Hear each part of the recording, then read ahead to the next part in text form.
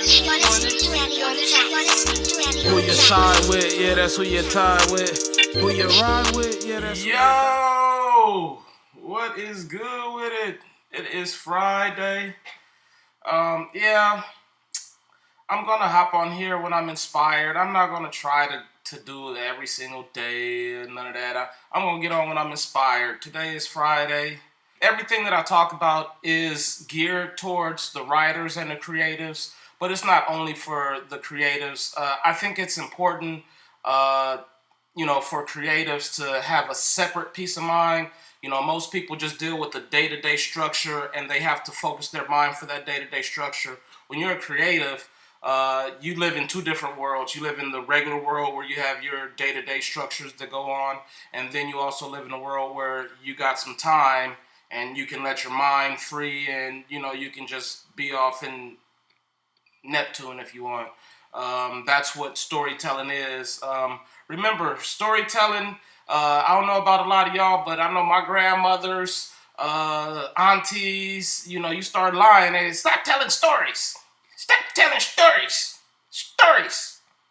But I'm a great storyteller. I ain't got to lie, but you think of what a story is. A story is your imagination. In all essence, it kind of is a lie. So, you watch a movie like Star Wars, you got some people that they look at it like it's a religion, and they can tell you dates and actual happenings, in the cinema world. This happened before that, and then this happened, and they'll talk to you like it's really, really happened, but it's fiction. It's a lie. That story is a lie. Somebody made that up off of their brain. So again, a lot of what I talk about is for the creatives that have to deal in the world of real world and then mind time, as I call it, because mind time, when you're using your brain, when you're writing stories, when you're writing music, when you're creating anything, I don't know about some of you, but I can go play 18 holes of golf, come home, do the lawn and do the laundry and wash the dishes and do all these things and not be tired. I write a verse and a hook, I'm ready for a nap. You know what I mean? I write a chapter or so, man, I got to take a break, so, and it's not because of the physical act of what it takes, it's the mental act. So I don't know if you guys know, but brain power is strenuous on the body. So you got to make sure that for as much brain power as we use, that we're still staying sane in our normal life. So a lot of what I talk about is geared towards that. So I just want to make sure, and it's not just for creatives. Even if you're not a creative person, you still want to, some of the things that I say still make sense, as in self-care, as of in, paying attention to details. I don't even know if I did that one yet, but anyway, stuff like that still pertains to everyday life. So today's topic, it's just common sense. I think common sense, even in storytelling, we as, I can't speak for the whole human race. I haven't been across the whole globe to see how all humans are functioning. But here in the United States, and in the last year alone, I've been from coast to coast. And we as Americans, we are lacking in common sense. And it's almost to the point where it's scary. If you teach a child arithmetic, a child will learn arithmetic. If you teach a child music, a child will learn music. As a kindergarten, I went to a school and it was bilingual. So through the second grade, I was bilingual. I could speak fluent Spanish. Switched schools in second grade. By fourth grade, hola, ¿cómo estás? Muy bien. That was about as, I can maybe get myself to a gas station, find out the time, small things, but I no longer was fluent in Spanish. So whatever you teach a child, they will retain. About 10 years ago, I started a league for youth. And in the youth league that I started, it was, geared for 9 to 12, 15-year-olds, those ages. I didn't get signups. So what I realized is the community that I was in, they had been accustomed to going and doing their signups with other organizations. So for them to want to come and sign up with me, they had to see the product. And how do they see the product if I can't get the kids? Brainstorm. All right, let me get the kids at 3 years old. That means I get them before anybody else. 3 to 5 years old was the league. We called it Tiny Tot Sports. Great league. Some of the parents, they'll bring their 3-year-old. He doesn't really listen and he doesn't focus, and I'm not sure if this will be good for him. No, bring him out. It's sports. They're going to have fun. They're going to have to learn. Maybe the first practice, just pay attention. First practice to last game. Every season was only 5 weeks in games, and we would do a month before. So the kids would get about 9 to 10 weeks of mental and physical exercise in the sport. We did 4 sports: t-ball, soccer, football, flag football, of course, and basketball. And during football season and basketball season, I also allowed cheer. So if your little girl didn't want to play flag or basketball, you could sign her up for cheer. And then they had cheer at halftime and all that kind of stuff. It was an awesome league. But the thing is, some of the parents didn't believe that their kids would be able to retain this information. And just at 3 years old, some of the kids, I mean, you got some kids that just were kind of space cadets, which that's okay. At 3 years old, you can be a space cadet, a little airhead. But the thing is, bring them back next year. By 4 years old, 5 years old, they were actually starting to get better. The thing with kids is, and it's a human trait, we hate to see other people progress and we don't. So when as a little kid, 3, 4, 5-year-old, you see these other kids getting the ball and everybody's cheering for them. All of a sudden, you want the ball. But it's still coaching. You don't just get the ball because you want it, little Timmy. You have to pay attention and practice. You have to focus. You have to do the right. Next thing you know, by 5 years old, this kid is a beast. I'm in a place right now where I'm talking to parents. There's kids going to college right now that came up in my program. I'm not going to say whatever they do in their collegiate or professional career, that's my credit. But just saying that we help teach these kids at a very young age. And now they're still progressing and using the things that they were taught at a young age. That's just a sign. And, I've been a part of the school going back to when my younger brother is like 22 now. When he was 11, 12 years old, make him a scientist. Don't make him an athlete.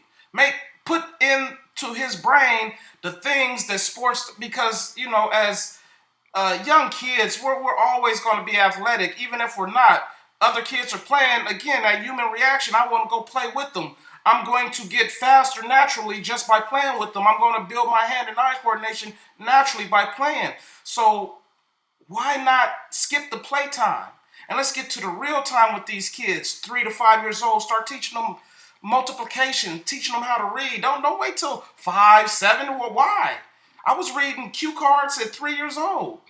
So intelligence is a taught thing. It's not, this kid was born stupid and this kid was born smart. No. I mean, it may turn out that one kid may use his intelligence for a whole different, way of viewing life, and the other one may use it for evil. You never know. But intelligence is intelligence, and you don't get stupid. You can always get smart, but it's rare to see a very smart person get stupid. And nowadays, I think common sense is lacking so much. I think we got smart people actually getting stupid. You got professors in college. See, now when I talk about a subject like this, it almost seems like it's political. And I don't, like I say, this isn't a political channel. This is a channel for creatives and just expanding the mind, body, and soul type of thing. So it's nothing about politics. Again, common sense.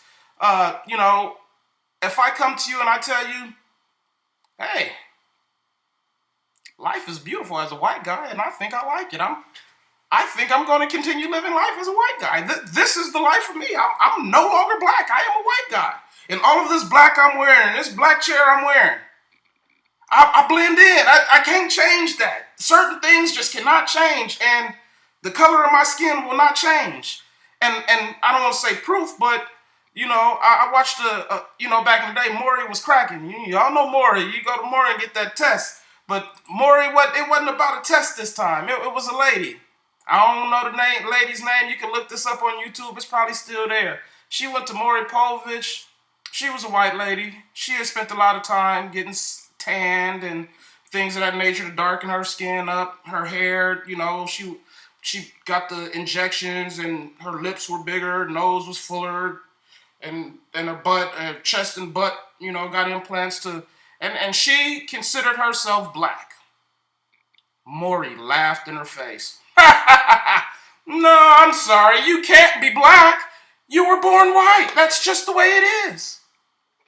This wasn't that long ago. I watched this with my own eyes on live TV, and just to assure myself that it wasn't a Mandela effect, I went and I put it up on YouTube maybe a few years ago. I mean, YouTube may have scrubbed it by now, but the video was still there. And he laughed and no, I'm sorry. It just doesn't work for you. But the common sense to teach a child that a boy can be a girl and a girl can be a boy. And again, if we're teaching, these are little people who aren't even supposed to be partaking in anything sexual.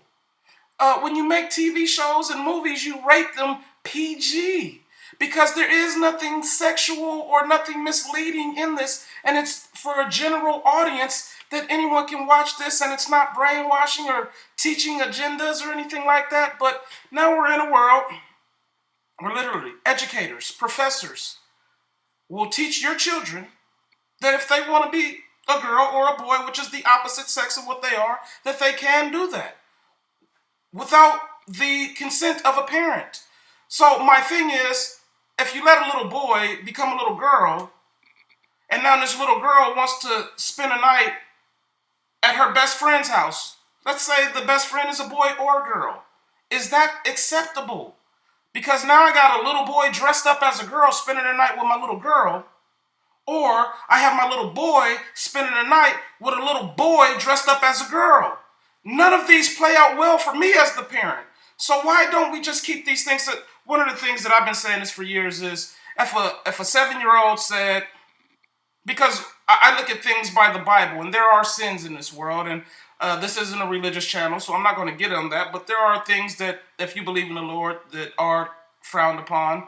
And if a child says, Dad, I'm a gluttonous pig, and when I get dinner, I just want to eat everybody's food and not stop eating. And when I wake up, I just want to eat everything in the refrigerator. And when I get to school, I want to just bully kids and take their food and eat their food. Son, you need help. Let's take you to go get you some help, son. If the child says, all day I just plot on killing somebody. It doesn't matter who it is. I just want to kill somebody. You would say, son, let's go get some help. We're going to go talk to somebody because this isn't right, and something in you isn't right, and we want to make sure you're right, son.